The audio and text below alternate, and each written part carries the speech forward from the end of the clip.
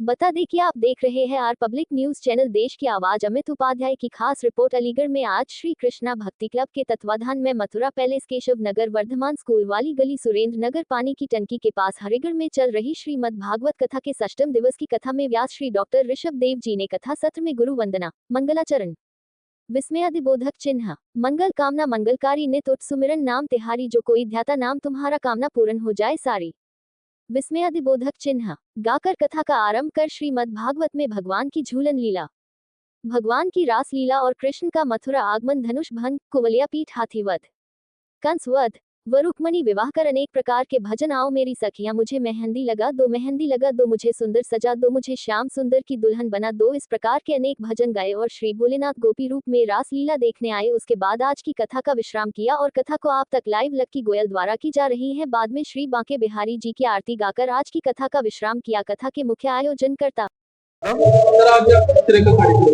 ये हमारे यहाँ छठा दिन है भागवत का, और ये भागवत कथा का आचार्य जी के माध्यम से बहुत ही अच्छा श्रवण हो रहा है। ज्यादा से ज्यादा लोग हमारे यहाँ जुड़ रहे हैं और बहुत ही आनंद में प्राप्त कर रहे हैं लोग।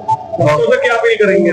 भक्तों से मैं यही अपील करूंगा कि यहाँ कथा का अच्छे से सुने और अपने हिंदू धर्म के प्रति जो जागरूक हो कि हमारा हिंदू धर्म क्या है, हमारी भगवान की लीलाएं क्या है और एक दूसरे के प्रति क्या प्रेम है, क्या हमें कैसे करना चाहिए, कैसी चीजों को आगे बढ़ाना चाहिए। इस माध्यम से लोगों को बहुत ही ज्ञान प्राप्त हो रहा है। इस कथा से श्रवण करने से आपको क्या प्रेरणा मिली? इस कथा से श्रवण करने को एक तो सबसे अच्छा ये हुआ है कि हमें जो हम लोग अब तक अपने भगवान के प्रति नहीं जानते थे, उनसे एक आस्था का माध्यम जुड़ा है कि सच्चाई क्या है, हम लोगों को कैसे लोगों के साथ करना चाहिए, क्या मतलब तरह तरह की चीजों का उन्होंने हमें ज्ञानवर्धक चीजें बताई कि हमें कैसे जिंदगी में उसका उपयोग करना चाहिए। आज उन्होंने कहा युद्ध में कैसे, कब जरूरत है तो कब युद्ध करना है, कब प्यार मोहब्बत की जरूरत है तो क्या प्यार मोहब्बत करनी है।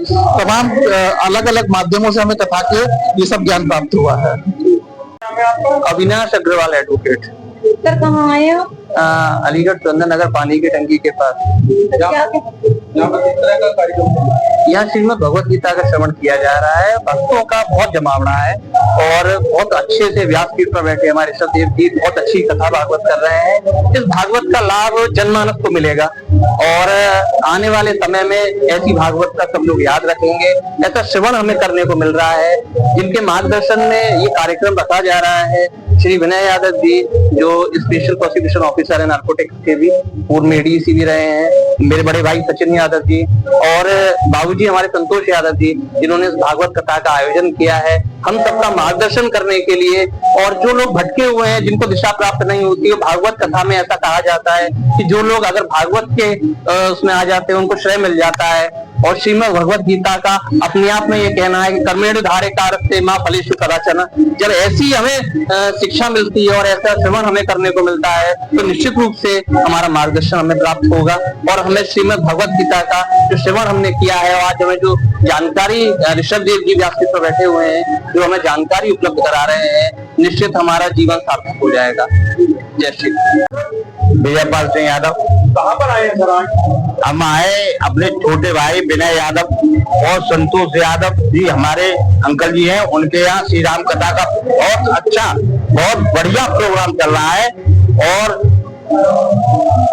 ईश्वर की इतनी भक्ति हो रही है कि सभी भक्त लोग यहाँ बहुत ज्यादा से ज्यादा संख्या में आ रहे हैं।